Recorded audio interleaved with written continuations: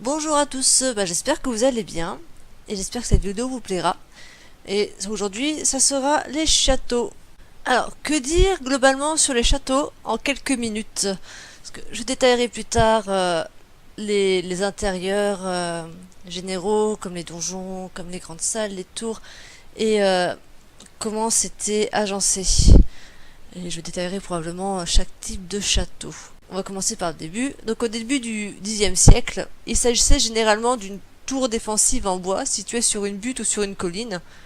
Donc la butte était défendue par un fossé et la tour, elle était défendue par un mur d'enceinte. Puis, durant le XIIe siècle, ces défenses évolueront pour devenir progressivement des bâtisses en pierre, les châteaux forts. Ils resteront malgré tout un moment avec une partie en bois, parce que leur but servait principalement de découragement pour les ennemis, mais ils étaient quand même inflammables et c'était assez vite détruit. D'où la pierre. Ils seront construits soit en plaine, protégés par des douves, ou alors ils seront bâtis en hauteur afin de surveiller l'horizon et de décourager les attaques grâce à leurs murs élevés. L'enceinte, elle, servait de défense, et l'intérieur servait de résidence. Donc à l'époque du château fort, il n'y avait encore aucun confort. Par exemple, une seule salle faisait office de cuisine, de chambre ou de salle à manger. À partir du XIVe siècle, les châteaux évolueront vers plus de confort avec des poses de bancs, là où les murs étaient assez épais, et à côté des toutes petites fenêtres des meurtrières, par exemple, pour la lumière. Ils auront également des décorations comme des sculptures et des fêtes régulières, donc dans la grande salle. Il y aura aussi des jardins et la création d'appartements. À la fin du XVe siècle, les châteaux forts seront généralement modifiés pour devenir des bâtisses de résidence et perdront leur but défensif.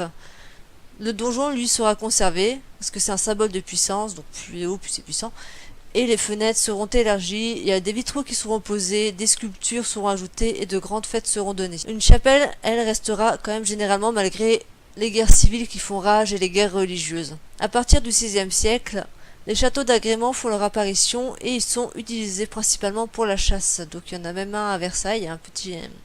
Enfin, on ne peut pas dire que c'est petit, mais voilà.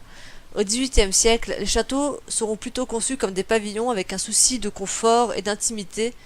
Donc les pièces seront plus petites et plus spécialisées. Donc la grande salle où il y avait les repas avant deviendra juste une petite salle à manger.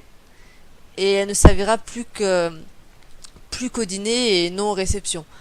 À la Révolution, le château perd toute signification de pouvoir et deviendra simplement une grande demeure de riches, ou alors elle pourra reprendre son ancienne apparence de château fort avec le rajout des grosses tours par exemple. Voilà, j'espère que cet épisode vous a plu et je vous souhaite une bonne journée. N'hésitez pas à laisser des commentaires. Au revoir.